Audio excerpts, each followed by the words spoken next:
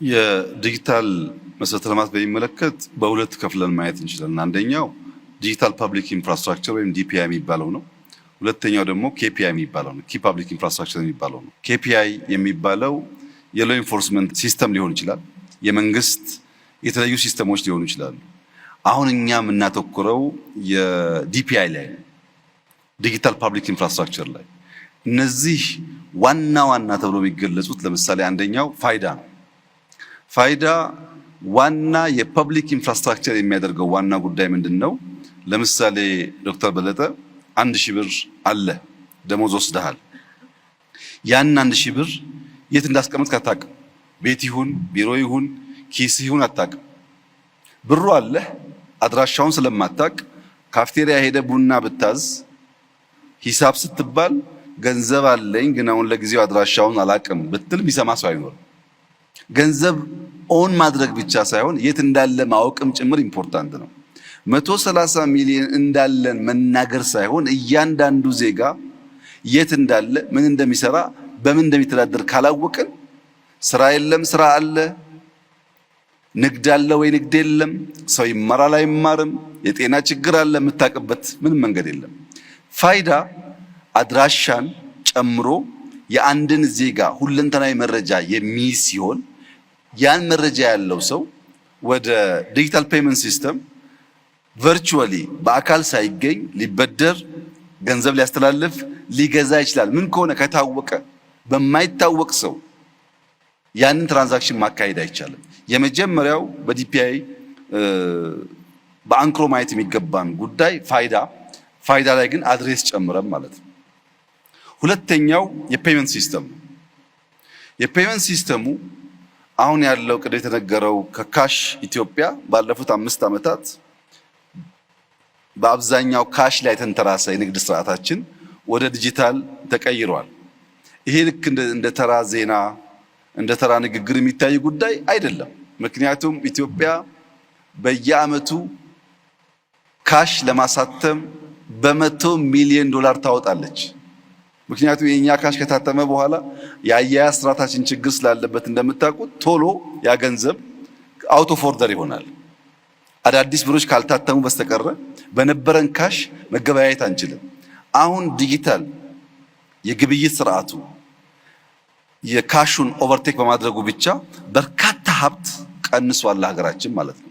ይህ ፔመንት ሲስተም ግን በሁሉም ሴክተር አሁን ደግሞ ከሎካልም ወጥቶ ኢንተርናሽናሊም ተአማኒ የሆነና ለመገልገል የሚያስችል መሆን አለበት። አንድ ሰው እዚህ ሆኖ ከሌላ ሀገር የሚገዛው ዕቃ ካለ በዲጂታል ፔመንት ሲስተም መግዛት የሚችልበትን ስርዓት መፍጠር ያስፈልጋል። ዘመን ገበያን እንደ ኤግዛምፕል ብንወስድ በየዓመቱ በሚመጡ በዓላት ከዚህ ቀደም የነበረው የበግ ዋጋ ወይ ሽንኩርት ዋጋ ወይም የሆነ ኮሞዲቲ ላይ ንግድ ስርዓቱ መሃል ላይ ባሉ ሰዎች ይፈጠር የነበረውን አነሰሰሪ የዋጋ ውድነት በከፍተኛ ደረጃ ቀንሷል። ፈላጊና ሻጭ በቀጥታ ያገናኛል።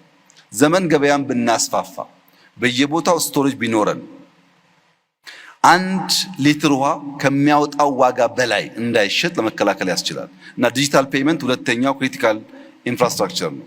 ሶስተኛው እና ዋነኛው አብዛኛው እዚህ ያለ አመራርም በተለየ ሁኔታ እንዲገነዘብ የምፈልገው የተሟላ ዳታ ኤክስቼንጅ በሌለበት ሀገር ውስጥ የዲጂታል ትልሞቻችን የተሟላ ፍሬ ሊያፈሩ አይችሉም።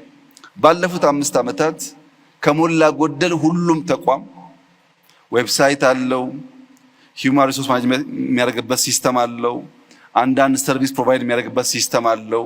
ግን የኤክስ ሚኒስተር ሲስተም እና የዋይ ሚኒስተር ሲስተም አይናበቡም። እኔ ዲጂታል ፋይዳ እያለኝ ውጭ ጉዳይ ሄጄ መገለገልበትን ሰርቪስ ገቢዎች ሄጄ ከመገለገልበት ጋር አንድ ስላልሆነ ዳታ ኤክስቼንጅ ስለሌለ በእያንዳንዱ ተቋም በእነሱ ፍላጎትና ስርዓት ልክ ነው መገናኘው። ይሄ ደግሞ ቅድም ተባለው ሰው ሴንተር አይደለም። ሰው ሴንተር ነው ሲስተም የሚሰባሰበው የዳታ ኤክስቼንጅ ካለ ነው። ከሶቨሬኒቲ አንፃር አንድ ኤግዛምፕል ልጨምር። ኢትዮጵያ ውስጥ አንዳንድ ሰዎች እንደ መንግስት ሹም በዲፕሎማቲክ ፓስፖርት ዴሊጌሽን ውስጥ ተካተው ይመጣሉ። ዶክተር በለጠ የሚባል ሰው ከሆነ ሀገር ሚኒስተር ተብሎ ይመጣል። ከ6 ወር በኋላ በግል ፓስፖርት ዶክተር በለጠ ቪዚተር ሆኖ ይመጣል። መጥቶ ለምሳሌ ባሌ መሄድ እንደ ባለስልጣን ካልቻለ እንደ ቱሪስት ባሌ ደርሶ የፈለገውን ነገር ወስዶ ይመለሳል። አሁን ባለው ቴክኖሎጂ በድሮን ብቻ በከርሰ ምድር ውስጥ ያለ ሀብት ለምሳሌ የወርቅ ክምችት ይታወቃል።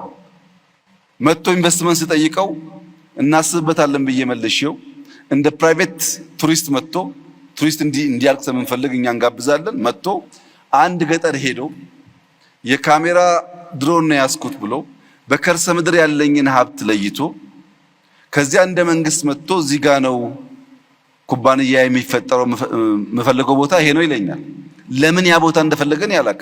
አንድ ሰው መልኩን ቀይሮ ስሙን ቀይሮ አድራሻውን ቀይሮ ሊመጣ ስለሚችል በውጭ ጉዳይና በኢሚግሬሽን መካከል በኢሚግሬሽንና በፖሊስ መካከል በፖሊስና ቱሪዝም ሚኒስቴር መካከል የዳታ ኤክስቼንጅ አለ ማለት ምንም መልኩን ቢቀይር ሰው መጥቶ ሊያታለን አይችልም ማለት ነው።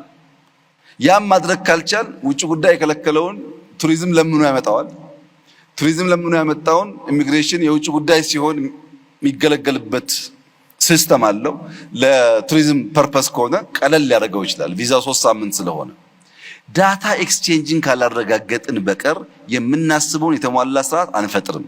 ሁለተኛው እያንዳንዱ ሚኒስትሪ እያንዳንዱ ተቋም ማየት ያለበት ሲስተም አለኝ ወይ የለኝም አይደለም። ሲስተሜ በኤአይ ሰፖርት የተደረገ ነው ወይ ዳይናሚክ ነው ወይ ብሎ ካላየ በቀር የዲጂታል ፐብሊክ ኢንፍራስትራክቸሮቻችን እያሉ እንደሌሉ ይሆናል። አሉ ግን የተሟላ ሰርቪስ አይሰጡንም። ያ እንዳይሆን የፋይዳን ጉዳይ አበክረን መስራትና ቅድም እንደተባለው 100% ማዳረስ ያስፈልጋል። የፔመንት ሲስተሞቻችን የሚናበቡ መሆን አለባቸው። ቴሌብር ብቻ ሳይሆን ሁሉም። ሶስተኛው ዳታ ኤክስቼንጅ በባንኮች መካከል፣ በመንግስት ተቋማት መካከል፣ በመንግስትና በግል በተለየ የዳታ ሌየር መካከል ኤክስቼንጅ ማድረግ ካልቻል ዲጂታል የኢትዮጵያን ኢኮኖሚ የሚያግዝ መሆን አይችልም። ማኑዋል የነበረውን ነገር በኮምፒውተር ማድረግ ብቻ በቂ አይደለም። ዳይናሚክ መሆን አለበት እና ዲፒአይ ላይ ሶስቱን ለምሳሌ ብንወስድ በጣም ክሪቲካል ተብሎ ሊታዩ ይችላሉ።